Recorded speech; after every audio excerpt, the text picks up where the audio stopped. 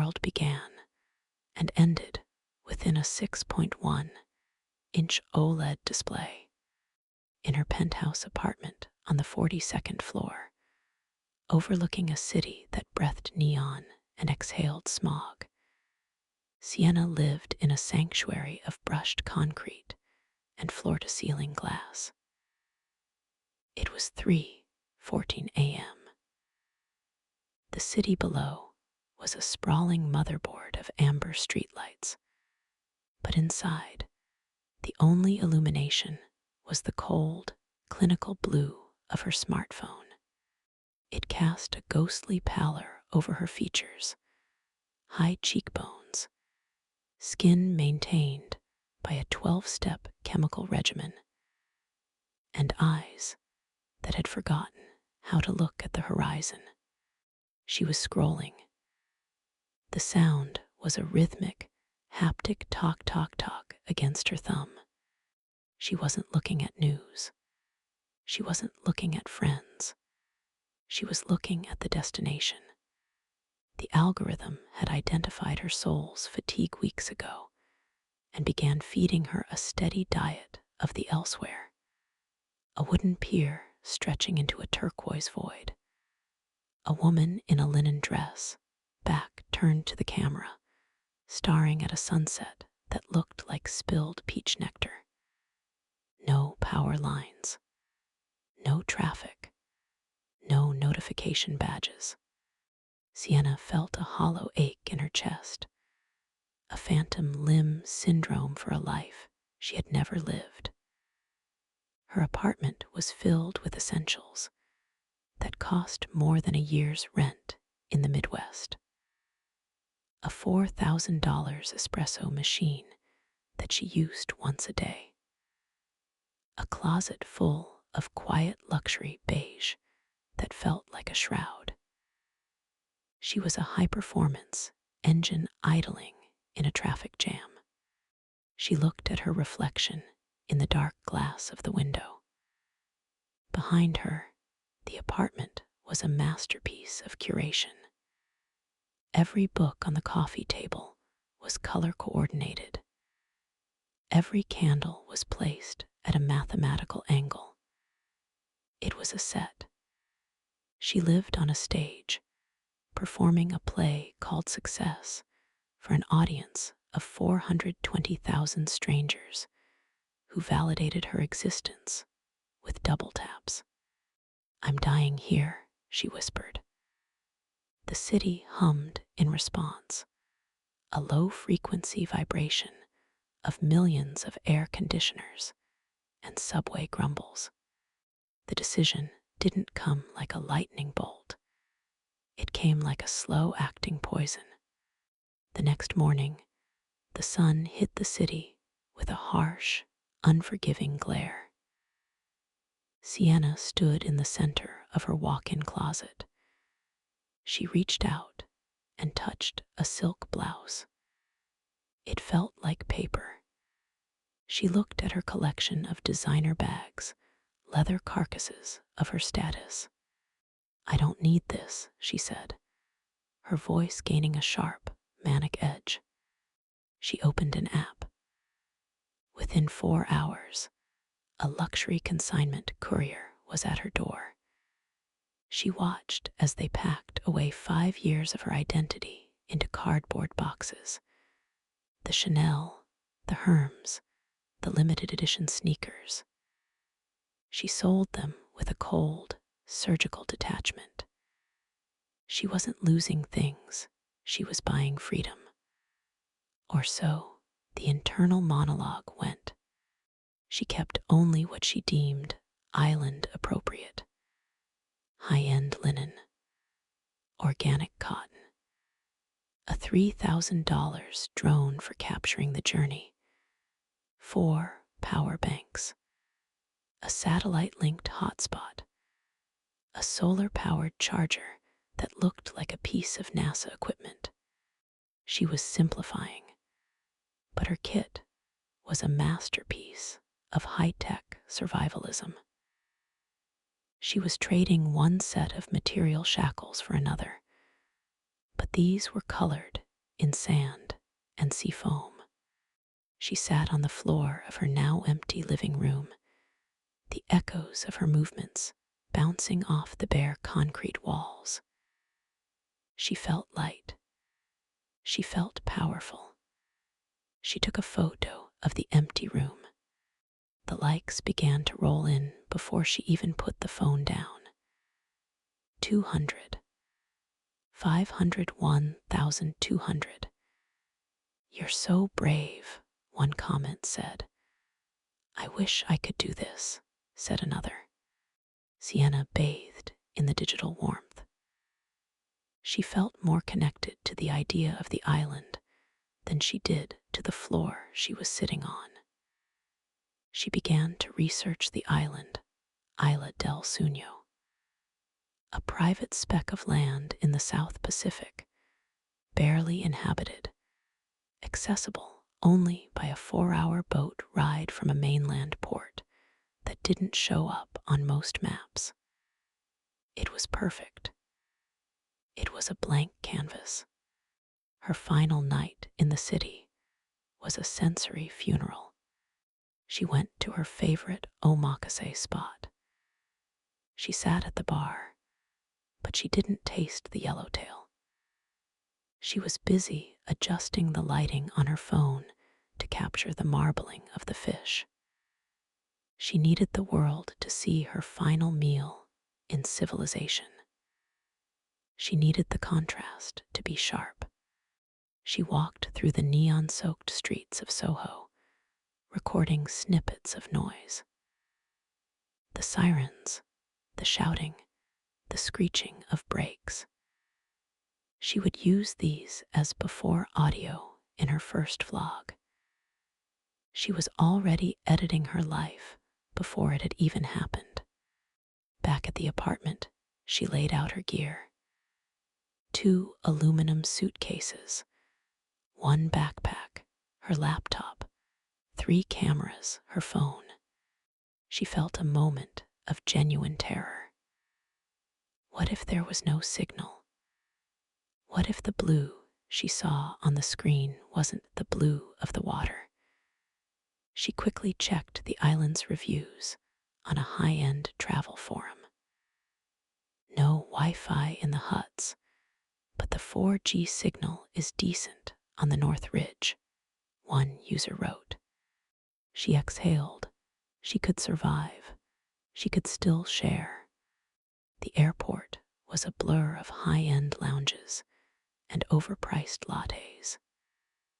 Sienna felt like a pioneer in Prada. As she boarded the first of 3 flights, she watched the city shrink beneath the wing.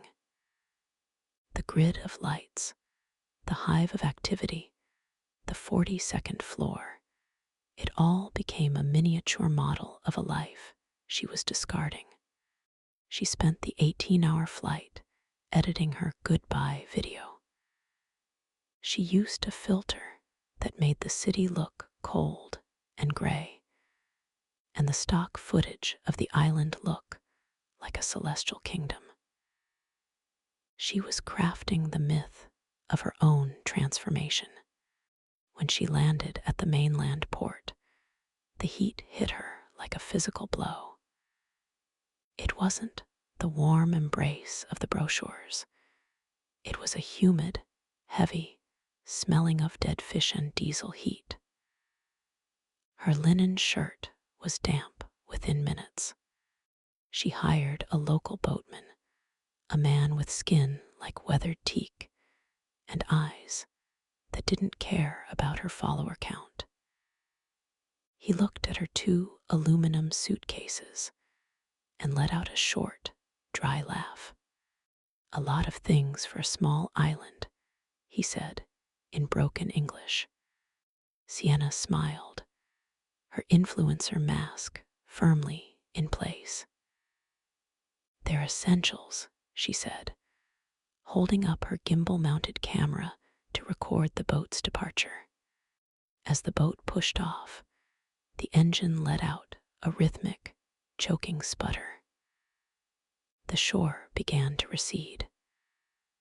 The cell towers on the mainland became thin toothpicks against the horizon. Sienna watched the signal bars on her phone. 4 bars, 3 bars, 2. She felt a tightening in her throat. She took one last selfie, the wind whipping her hair across her face, the vast, dark ocean behind her. She hit post, the loading circle spun and spun. 1 bar. The circle vanished. Message, upload failed. Tap to retry. Sienna looked up. The mainland was gone. Ahead of her, there was nothing but a shimmering, flat horizon of water that looked less like a postcard and more like an abyss. She tapped retry. Nothing. The boatman began to hum a low, tuneless song. Sienna gripped her phone until her hand ached. She was on her way to paradise, and for the first time in 10 years, she was completely, terrifyingly invisible. The boatman dropped her on the sand like a piece of unwanted cargo. The aluminum suitcases looked absurd, metallic monoliths, reflecting a sun that didn't feel golden anymore. It felt predatory. Isla del Sueño was smaller than the maps suggested. It wasn't an endless expanse of beach. It was a dense, emerald fist of jungle punching out of a jagged ring of coral. Sienna stood alone. Her first instinct wasn't to breathe the air or touch the water. It was to reach for her hip. Her hand twitched, a phantom limb reaching for the glass rectangle. She pulled it out. No service. She held it higher. She walked toward the tree line, her designer sandals filling with coarse, hot sand. She did a slow 360-degree turn, arm extended like a priestess, offering a sacrifice to a silent god. Just 1 bar, she whispered, just to check in. The island responded with the screech of a macaw and the rhythmic, mocking slap of the tide. The silence was absolute. It wasn't the peaceful silence of a meditation app. It was a heavy, pressurized quiet that made the ringing in her ears sound like a siren. She found her hut. It was a structure of bamboo and palm fronds, beautiful in a way that would have looked incredible in a wide-angle shot. But inside, it smelled of rotting vegetation and old dampness. There was no air conditioning. The heat was a physical weight, a humid blanket that made her skin feel like it was melting. She spent the first 3 hours setting up her studio. She placed her power banks in a neat row. She mounted her 4K camera on its tripod, framing the view of the ocean through the doorway. She sat on the edge of the rope bed and began to vlog. "So I'm here," she said to the black lens. Her voice sounded thin, performative. It's breathtaking. Total disconnect. I can already feel my soul expanding." She looked at the camera's flip-out screen. She looked exhausted. Her hair was already frizzing in the 90% humidity. She reached for a filter that wasn't there. She realized, with a jolt of panic, that she couldn't see how many people were watching. She was talking to a piece of glass and silicone that couldn't talk back. By day 3, the island dream began to rot. The salt air was a slow-acting acid. It got into everything. Her organic cotton dresses were stained with sweat and yellowed by the sun. The minimalist lifestyle was actually a grueling cycle of hauling water from a brackish well and trying to keep ants out of her expensive trail mix. But the real crisis was the power. The solar charger she had bought, the one the website promised could power a small village, was struggling under the canopy of the palms. The clouds moved in on the fourth day, a gray, monolithic ceiling that refused to break. Sienna watched her battery percentages with the intensity of a surgeon monitoring a fatting pulse. Phone, 14%. Laptop, 8%. Camera, critical. She stopped filming. She stopped creating. She sat in the dark of the hut, clutching her phone as if its warmth could keep her alive. She scrolled through her camera roll, looking at photos of her life in the city. The gala she went to in November. The avocado toast at that place in Soho. The faces of people she called friends, but hadn't spoken to without an emoji in 3 years. She was a digital ghost. She was haunting her own memories. The battery hit 1%. The screen dimmed. A small red icon flashed, a heart slowing down. Then the blackness. Sienna let out a sound that was half sob, half scream. She threw the phone across the hut. It hit the bamboo wall with a dull thud. For the first time in a decade, there was no blue light.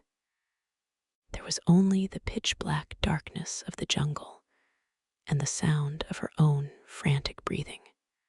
Without the screen, the island grew louder. Sienna lay on the rope bed, her skin itching from invisible bites. Deprived of the visual stimulation of the scroll, her other senses began to sharpen in a way that felt violent. The wind in the palms sounded like 1,000 paper fans being shredded. The ocean wasn't a soothing rhythm. It was a relentless, booming percussion that reminded her of how small she was. She could smell the decay of the jungle, the fallen fruit fermenting on the ground, the damp earth, the salt-slicked rocks. She began to hallucinate notifications. She would jump, certain she heard the ding of a direct message, only to realize it was the chirp of a cricket. She felt the phantom vibration on her thigh where her phone used to live. She was going through withdrawal. Her brain, wired for the dopamine hit of a like, was starving. She wandered onto the beach at midnight. The stars were terrifying. They weren't the distant, romantic dots of a city sky.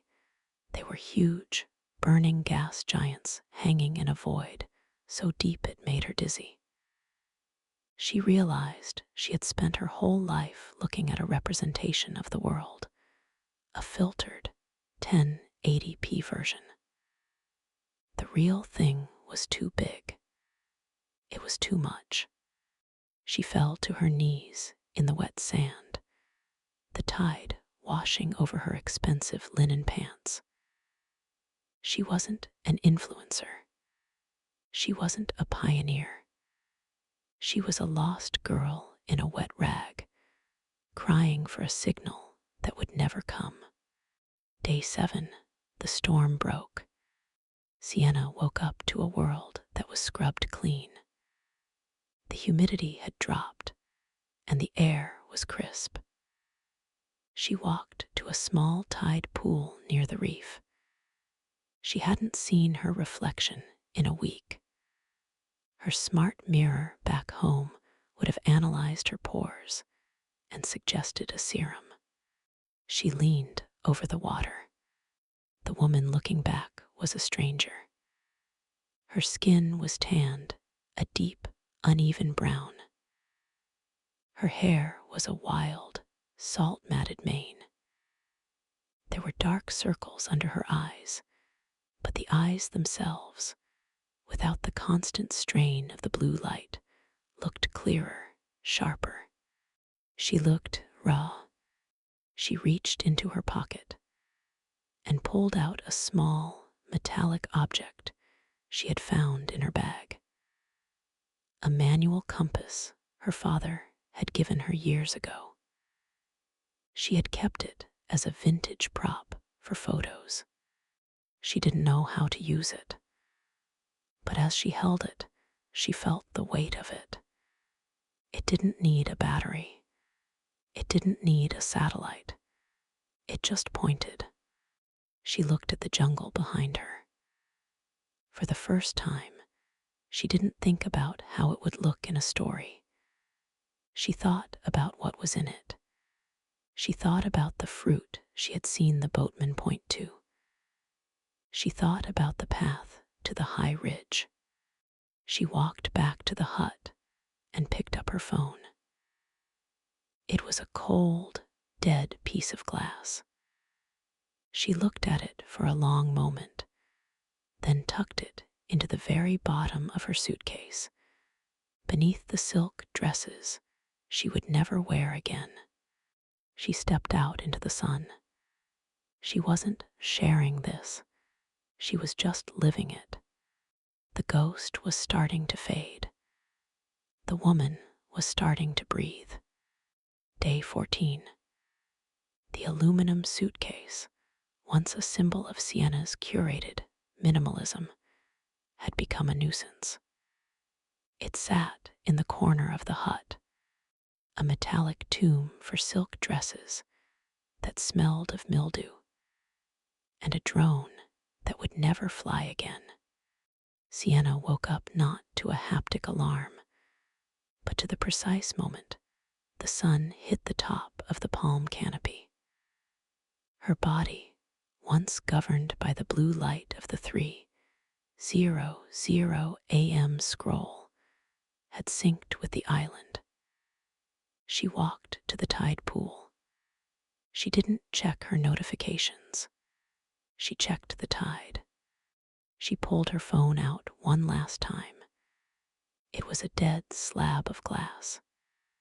She looked at her reflection in the black screen, a ghost of the woman she used to be. She realized that for 10 years, this object had been her middleman. It told her if she was pretty, if she was successful, if she was loved. Without it, she had to decide those things for herself. She took the phone and buried it, not out of anger, but as a funeral rite. She dug a hole in the dry sand beneath a twisted banyan tree and dropped the $1,200 device into the dark. She covered it with earth and placed a smooth, salt-bleached stone on top. "Goodbye," she whispered. As she stood up, she felt a strange, terrifying lightness. The phantom vibration in her leg finally stopped. The digital ghost had been exorcised. The next 3 weeks were a lesson in the unfiltered. Without the screen to mediate her reality, Sienna's world exploded in detail. She learned the language of the island. She realized that the green of the jungle wasn't one color. It was 1,000 emerald, moss, jade, neon, olive. She learned that the wind had different textures, the dry, salt-heavy breeze of the morning, and the damp, floral-scented gust that preceded the afternoon rain. She met the locals on the far side of the ridge, a small family who lived in a cluster of stilt houses. They didn't have Instagram. They didn't know what a follower was.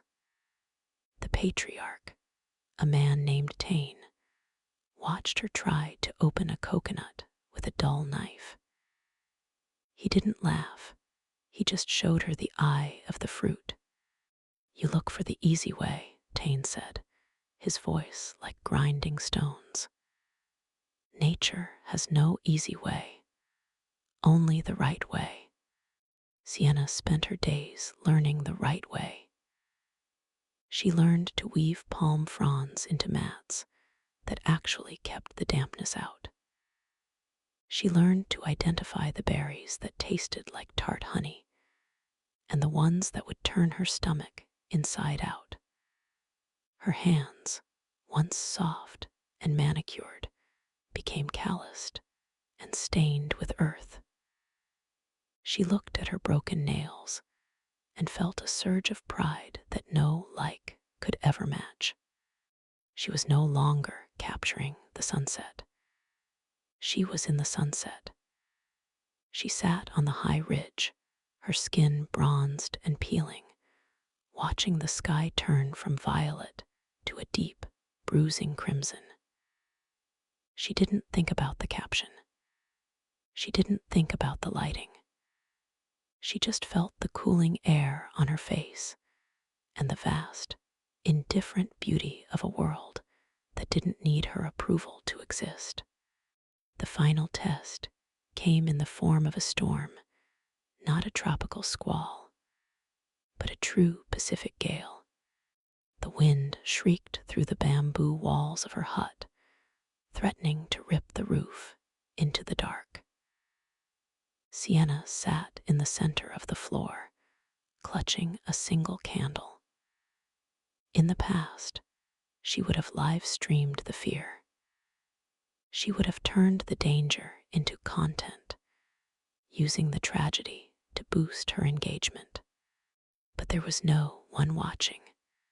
She sat in the darkness, listening to the trees snap like toothpicks. She felt a profound, ego-crushing terror. The island didn't care about her. The ocean didn't care about her. She was a biological accident in a world governed by gravity and pressure. In that moment of total vulnerability, the last of the Sienna she had built online died. The woman who needed to be seen disappeared. What was left was a human being breathing, pulsing, surviving. She realized that the rose-colored life she wanted wasn't about the absence of pain or the presence of beauty. It was about the acceptance of the raw. She fell asleep to the sound of the world ending, and she woke up to a morning that was impossibly still.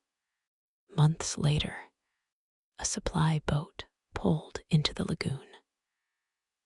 The boatman, the same one who had dropped her off with her aluminum suitcases, looked at the woman standing on the shore. He didn't recognize her at first. Sienna was wearing a simple wrap of weathered cotton. Her hair was a sun-bleached mane. She carried a woven basket of fruit and a small, hand-carved spear. Her eyes were no longer darting around looking for a signal. They were steady. They were landed. "Time to go back?" the boatman asked, gesturing to the mainland. Sienna looked at the horizon. She thought about the penthouse. She thought about the blue light. She thought about the millions of people scrolling through filtered versions of other people's lives, starving for a reality they were too afraid to touch. She reached into her bag and pulled out her old passport. It was damp and warped. She handed it to the boatman. "Take the suitcases," she said, "the dresses, the cameras, all of it. Sell it. Keep the money. The boatman stared at her. And you? Sienna smiled. It wasn't the practiced, toothy grin of a profile picture. It was a slow, genuine expression of peace. She looked at the banyan tree where her phone was buried, a high-tech fossil of a past life. I'm staying, she said. I finally found the filter. Which one? The boatman asked. The one that isn't there. As the boat pulled away, Sienna turned back toward the jungle. She didn't look back to see the boat leave. She didn't wonder if anyone was talking about her disappearance. She just walked toward the ridge, her feet sure on the hot sand, living a life that was finally, gloriously, completely invisible.